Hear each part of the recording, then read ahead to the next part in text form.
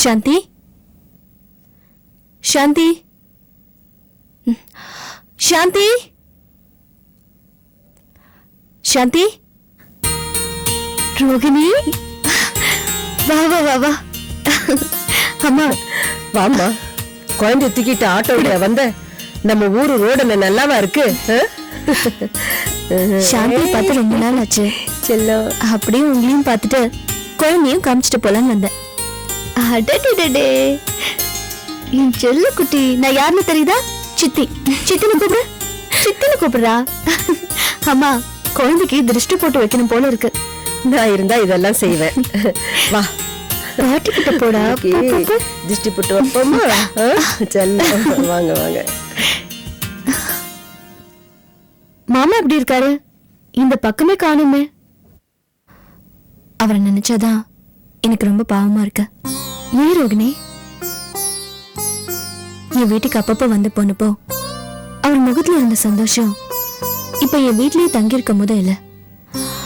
ஒரே ராத்திரில லாட்டரி அடிச்சு பணக்காரானா சந்தோஷம் வரும். ஆனா ஒரே ராத்திரில எல்லாத்தையும் இழந்துட்டா எப்படி சந்தோஷம் வரும்? வசதியாவே வாழ்ந்தவர் ஓவர் நைட்ல எல்லாத்தையும் இழந்துட்டாரு. பாவம், ரொம்ப அப்செட்டா இருக்காரு. நீதாமா அவருக்கு தைரியம் சொல்லணும், ஆறுதல் சொல்லணும். நடந்ததே நினைச்சுக்கிட்டு இல்லாம அவர் கவனத்தை வேலையில திருப்பினாதான் நல்லா இருக்கும். என்னம்மா நீங்க? மாமா 1000 பேருக்கு வேலை கொடுத்தவரு, அவர் போய் வேலை தேட சொல்றீங்க? ஐயோ, நான் அப்படி சொல்லலாமா? சொந்தமா ஒரு கம்பெனி ஆரம்பிச்சா நல்லா இருக்கும்னு சொன்னேன். இப்ப அதெல்லாம் கூட அவருக்கு பெரிய பிரச்சனையே இல்லம்மா. ஆனா அபிராமி அக்காவை அவர் பார்த்திருக்காரு. அப்புறம் இவரே வழிய போய் பேசிருக்காரு. ஆனா அவங்க பேசாம கோவமா போயிட்டாங்களா? என் கவலை என்னன்னா, அவங்க கார்ல இருக்கும் போது இவர் ஆட்டோல இருந்திருக்காரு. அதுதான் என் மனசு ரொம்ப கஷ்டப்படுத்துது. என்னை பார்த்து அலட்சியப்படுத்திட்டு போனது கூட நான் பெருசா எடுத்துக்கல. என்னது, நீயும் அபிராமிய பாத்தியா? ஆமா சாந்தி, ஒரு வகையில பார்த்தா அவங்க பக்கம் தான் நியாயம் இருக்கு. அவங்க கோவப்படுறதுலயும் ஒரு அர்த்தம் இருக்கு. தாலி கட்டின புருஷனை வேற ஒருத்தி தட்டிட்டு போறத எந்த மனைவியாலையும் தாங்கிக்க முடியாது. ஒரு மனைவி ஸ்தானத்துல இருந்து நான் பாக்குறேன். அவங்க பக்கம் தான் நியாயம் இருக்கு. அவங்க வாழ்க்கைய தட்டி பறிச்ச குற்ற உணர்வு எனக்கு இருக்கு. ரோகிணி, என்ன சொல்ற நீ? ஆமா சாந்தி, அவர் எனக்கு தாலி கட்டாத போது அதுதான் எனக்கு பெரிய லட்சியமா இருந்துச்சு. தாயானதுக்கு அப்புறம் நான் தாலியை கட்டிக்கிட்டேன். என்னை பொறுத்த வரைக்கும் என் குழந்தைக்கு தகப்பனும் எனக்கு ஒரு அங்கீகாரமும் கிடைச்சிருச்சு.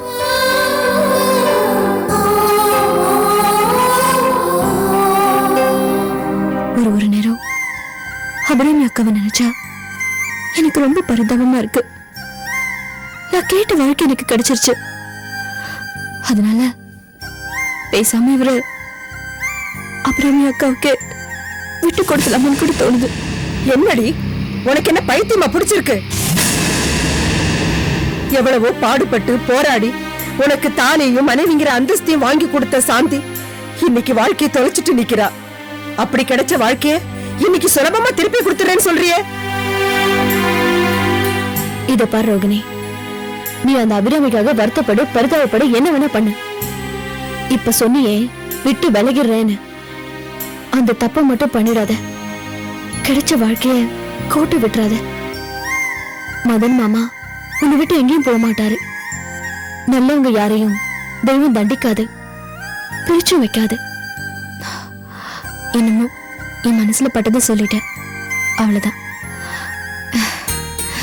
பேசிட்டு இருந்ததுல நான் வந்த விஷயத்தையும் சொல்ல மறந்துட்டேன். என்னம்மா? உன் பேரனுக்கு ஒரு பேர் வைக்க வேண்டாமா? வைக்கணும். அவர் வச்ச பேருதான் நீ அன்னைக்கே வேண்டான்னு சொல்லிட்ட. அப்படியா? என்ன பேரு? என்ன பேரு? விடி சாந்தி, அது இப்ப வேண்டாம். நீ அவசியம் வரணும். அம்மாவே கூட்டிட்டு வந்துரு.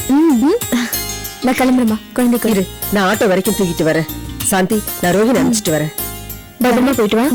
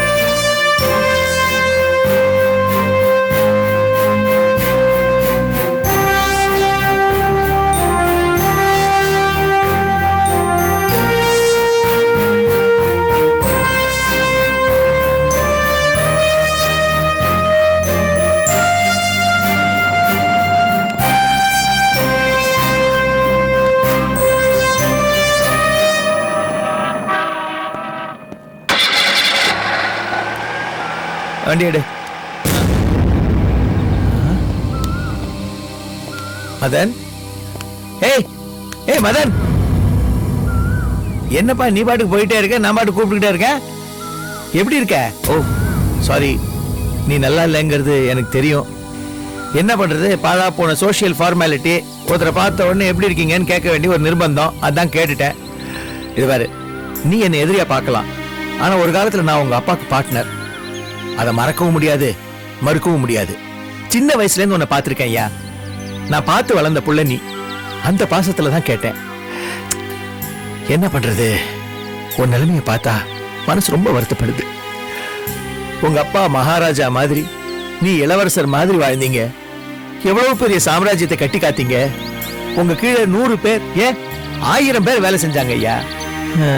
ஆனா இப்போ, ஆமா என்னப்பா இது, இவ்வளவு கொடுமையாவா காலச்சக்கரம் சுத்தும்? வேலை தேடி அலைஞ்சுகிட்டு இருக்க. நான் ஒன்னும் வேலை தேடி போகல. பேங்க்ல லோன் கேட்டு போனேன். லோன் கிடைச்ச உடனே புதுசா பிசினஸ் ஆரம்பிப்பேன். ஏன்பா ரெண்டும் ஒண்ணு நினைச்சுக்கிட்டு இருக்காத. வேலை தேடுறது சுலபம், 4 பேரை பார்த்து அப்ளிகேஷனை கொடுத்துட்டு வந்துடலாம். ஆனா புது பிசினஸ் ஆரம்பிக்கிறது இருக்கே, அடாடாடாடாடா, ரொம்ப பெரிய விஷயம்ப்பா. கண்டவனுக்கு எல்லாம் சலாம் போட்டு அவனுங்க கிட்ட போய் கடனுக்கு லைசன்ஸுக்கு அப்ளிகேஷனை கொடுத்துட்டு வாசல்ல போய் உட்காந்துருக்கணும். இதெல்லாம் நீ பண்ணி ஒரு பிசினஸ் ஆரம்பிச்சு அது நடந்து அதுல லாபம் பார்த்து நீ நல்லபடியாயி, என்னப்பா இதெல்லாம் நடக்கிற மாதிரி எனக்கு தெரியல. இத பாருங்க, என்ன பத்தி கவலைப்பட்டது போதும். இப்போ உங்களுக்கு என்ன வேணும்? எனக்கு என்னையா வேணும்? எனக்கு ஒண்ணு வேணாம். 1000 இருந்தாலும் உங்க அப்பா உனக்கு பண்ணது ரொம்ப பெரிய தப்பு. நீ ஏன் தப்பு பண்ணிருந்தாலும் இது யாருக்கும் தெரியாம மூடி மறைச்சிருக்கணும்பா. பணக்கார பசங்களுக்கு இதெல்லாம் ரொம்ப சகஜம். இந்த நாகரிகம் கூட உங்க அப்பனுக்கு தெரியல. சே, உங்க அப்பன் ஆரம்பத்துல இருந்தே இறக்க குணம் இல்லாத ஒருத்தன். கட்டின பொண்டாட்டியால புள்ள பெத்து கொடுக்க முடியலன்னா வெளியே போய் இவ்வளவு பெரிய சொத்துக்கு ஒரு வாரிசு தேடிக்கிறதுல என்னையா தப்பு இருக்கு? ஏதோ போன பெத்துக்கிட்ட. ஆமா, பையன் எப்படி இருக்கான்? நல்லா இருக்கானே? இது பாருப்பா மதன், எதுக்கும் கவலைப்படாத. இப்ப என் கார்ல இருக்க, இமிடியேட்டா என் பிசினஸ்ல உன்னை பார்ட்னரா சேர்த்துக்கிறேன். உன் புத்திசாலித்தனம், உன்னுடைய திறமை, உன்னுடைய தொழில இருக்கிற ஆர்வம், இதெல்லாம் அப்பல இருந்து எனக்கு ரொம்ப பிடிச்ச விஷயம். உன்னை பெரிய ஆளாக்கி உங்க அப்பனுக்கே சவால் அனுக்க வைக்கிறேன். ஏய் நிறுத்து. எங்க அப்பாவை பத்தி பேச எந்த யோகிதையும் உனக்கு இல்ல. உன் ஆதரவும் எனக்கு தேவையில்லை. தப்பு செஞ்சதுன்னா அதுக்கு தண்டனை கொடுத்திருக்காரு. இன்னைக்கு அவர் என்ன வீட்டை விட்டு வெளியே விரட்டி இருக்கலாம், ஆனா அவருக்கு உண்டான மரியாதை என்னைக்கு என் மனசுல இருந்து குறையாது. என்ன பாரு, உன்னை வீட்டை விட்டு வெளியே துரத்திருக்கிறான் உங்க அப்பன், அவனுக்கு போய் சப்போர்ட் பண்ணி பேசிக்கிட்டு இருக்க? மிஸ்டர் ஸ்ரீனிவாசன், எங்க அப்பா என்ன வெட்டி போட்டாலும் திட்டினாலும் நான் கவலைப்பட மாட்டேன். மத்தவங்க அவரை திட்ட விடவும் மாட்டேன். இன்னைக்கு அவர் என்ன வெளியே அனுப்பிச்சிருக்கலாம், என்னைக்கு இருந்தாலும் நான் அவரோட மகன். நீ யாருன்னு எனக்கு நல்லாவே தெரியும். ஓகே, எங்க அப்பாவை பத்தி பேச எந்த யோகிதையும் உனக்கு இல்ல. இதுக்கு மேல ஒரு வார்த்தை பேசின கொன்னுடுவேன்.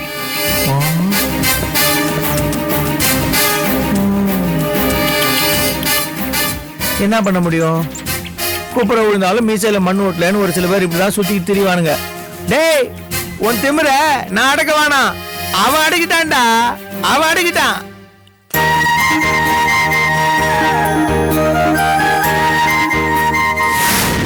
என்ன சொல்லி என்னங்க அது? பிரிச்சு பாரு.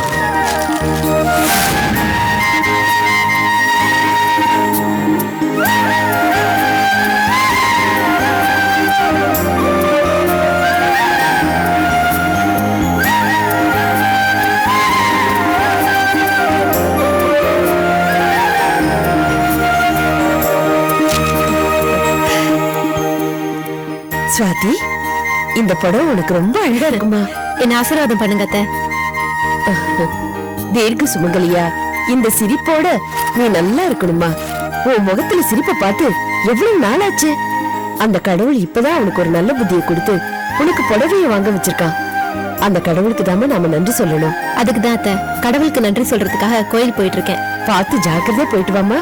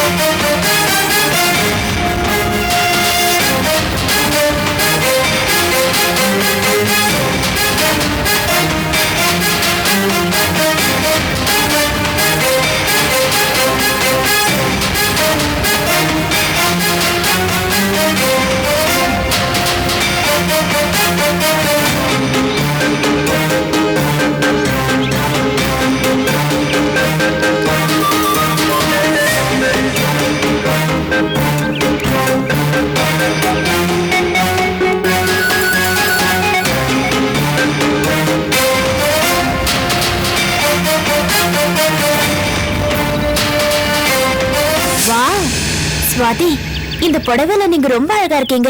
தினேஷோட செலக்ஷன் சூப்பரா இருக்கு. எனக்கு மட்டும் வாங்கலையே, உனக்கும் சேர்த்து தானே வாங்கியிருக்காரு. மனைவிக்கு மட்டும் வாங்கலையே.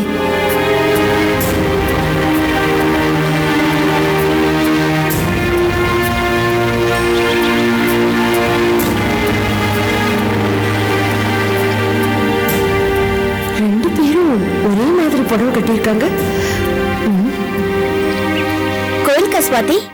நம்ம 2 பேரும் இன்னைக்கு ஒரே மாதிரி புடவை கட்டியிருக்கோம். யாருக்கு அண்ணாவது பட போது சீக்கிரம் கோயிலுக்கு போயிட்டு வாங்க.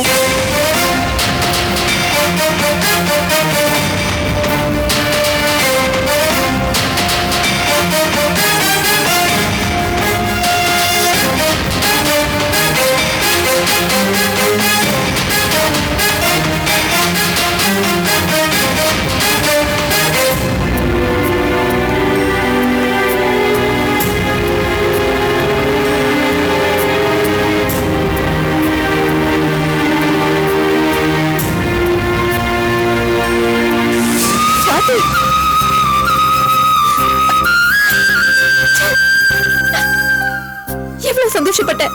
அவரே வாங்கியிருக்காருன்னு. அவளுக்கு வாங்கியிருக்காரு.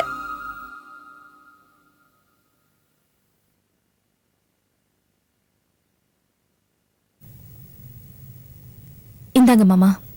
என்னதுமா? வழக்கமா இந்த நேரத்துல நீங்க சாப்பிடுற மருந்து சாப்பிடுங்க. சாப்பிட்டு என்னத்த கண்ட? மாமா, நீங்க நல்லா இருக்கணும். நாங்க எல்லாரும் நல்லா இருக்கணும்னா நீங்க நல்லா தானே இருக்கணும். ஒரு வாரமா வருத்தமும் கவலையும் பட்டுட்டு இருக்கீங்கன்னு அத்தை சொன்னாங்க. அதான் நானே நேர்ல வந்தேன்.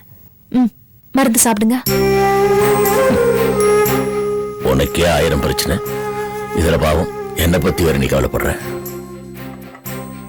மாமா, என் தகப்பனார் ஸ்தானத்துல இருக்கிற நீங்க தூண்டிடக்கூடாது. நான் வீட்டுக்குள்ளே இருக்கலாம் மாமா, ஆனா நீங்க அப்படி இருக்க கூடாது. இப்படியே மனசுக்குள்ளே கவலைப்பட்டுட்டு இருந்தா உங்களுக்கு ஏதாவது ஆயிடுச்சுன்னா அப்புறம் எனக்கு வேற யார் இருக்கா மாமா? உனக்கு இருக்கிற நல்ல மனசுக்கு எனக்கு ஒண்ணுமே ஆகாதுமா, கவலைப்படாது. மாமா, நான் ஒண்ணு சொல்லுவேன். முதல்ல உங்க உடம்ப பாத்துக்குங்க. இப்ப இருக்கிற நிலைமையில நீங்க ஆபீஸ்க்கு போனாலும் உங்களால கான்சென்ட்ரேட் பண்ண முடியாது. கொஞ்ச நாள் நீங்க வீட்லயே ரெஸ்ட் எடுங்களேன். நிலைமை சரியானதுக்கு அப்புறம் ஆபீஸ்க்கு போலாம். வேணா முக்கியமான ஃபைல்ஸ் எல்லாம் ஷாம் கிட்ட வீட்டுக்கு கொண்டு வர சொல்லலாம்.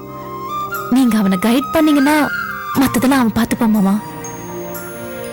எவ்வளவு பாரு, என்ன பத்தியும் ஆபீஸ பத்தியும் எவ்வளவு கவலைப்படுற. உங்க குடும்பம், அதோட கௌரவம், அதை நான் விட்டுருவேனா? எனக்கு உங்க 2 பேரையும் விட்டா வேற யார் இருக்காங்க? மாமா, அத்தை, நான் இந்த குடும்பத்தை விட்டு போக மாட்டேன். உங்க குடும்பத்துக்காக நான் பண்ண வேண்டியது நிறைய இருக்கு. அது எல்லாத்தையும் செய்யற வரைக்கும் நான் போகவே மாட்டேன்.